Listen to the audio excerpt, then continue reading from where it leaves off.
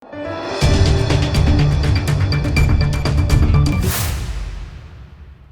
દર્શક મિત્રો, આપ જોઈ રહ્યા છો લોકમૈત્રી ન્યૂઝ. હું છું એન્કર અર્પિતા પટેલ. હવે જોઈએ અગત્યના સમાચાર. જમ્મુ કાશ્મીરના પહેલગામમાં સહેલાણીઓ પર આતંકી હુમલાનો મામલો સામે આવતા દેશભરમાં રોષ ફાટી નીકળ્યો છે.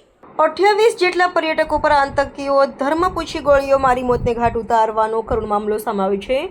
પહેલગામની આતંકી ઘટનામાં એક ગુજરાતી પર્યટકનું મોત અને 3 ઘાયલ થયા છે. ઘટનાને પગલે દેશભરમાં રોષ. ત્યારે વડોદરામાં અમરનાથ યાત્રા દરમિયાન ભંડારાની સેવા આપનાર વડોદરા ખાનગી સંસ્થાના સેવાદારોમાં રોષ જોવા મળ્યો. આજે સેવાદારો શહેરના વાડી વિસ્તારમાં ભેગા થયા હતા. સેવાદાર અગ્રણી મિલિંદ વૈદ્યનું કહેવું છે કે અગાઉ પણ મહેલગામના 3 વિસ્તારોમાં પોલીસ ચોકી બનાવવાની માંગ સંસ્થા દ્વારા કરવામાં આવી હતી.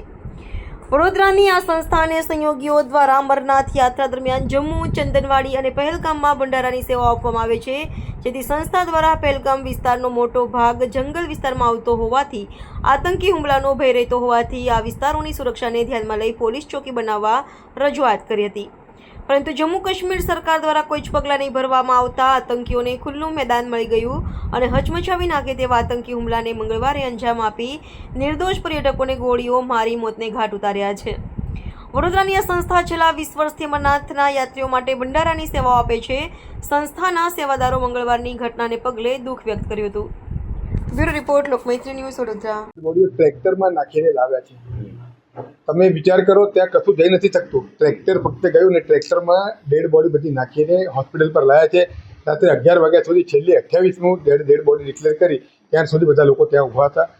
તો આવું ત્યાં જવાનો એપ્રોચ રોડ જ નથી, ફક્ત ઘોડા જ જઈ શકે છે. એપ્રોચ રોડ હતો તો બંધ કરી દીધો આ લોકોએ. તો આવું ફરીથી ના થાય એના માટે બધી વ્યવસ્થા કરે. જયશંકર. જે દુર્ઘટના બની છે કરવામાં આવી છે,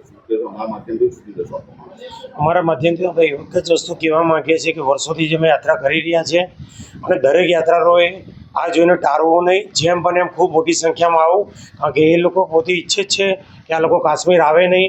અને ભવિષ્યમાં એવું થશે કે જો આપણે જવાનું બંધ કરીશું તો આજે ને કાલે કાશ્મીર આપણા હાથમાંથી જતું રહેશે અને પછી એવી વારી આવશે કે વિઝા લઈને ના જવું પડે. એટલે જે બને તેમ, અને હિન્દુ ધર્મની મોટામાં મોટી યાત્રા અમરનાથ કહેવાય છે. એટલે જ એને કહેવામાં આવે છે કે અમરનાથ આવ્યા તો ઠીક અને ગયા તો અમરનાથ. એટલે જેમ બને એમ મોટા ટાર્ગેટમાં લોકોએ આવવું જોઈએ એવી અમારી આસ્થા છે, અને જેમ બને એમ અમે એમની સેવા કરીશું. આ દુર્ઘટના બની છે, શું કહેશો, કેવી ચૂક લાગી રહી છે? આ દુર્ઘટના જ્યારે બી અમરનાથ ચાલુ થવાનું હોય છે ના 20-25 દિવસ પહેલાં કોઈને કોઈ કારણસર ચોક્કસ આવું નાનું મોટું કોઈ તરફલું કરવામાં આવે છે. 370ની કલમ બાદ પહેલી વખત આવી દુઃખદ બહુ મોટી ઘટના બની છે.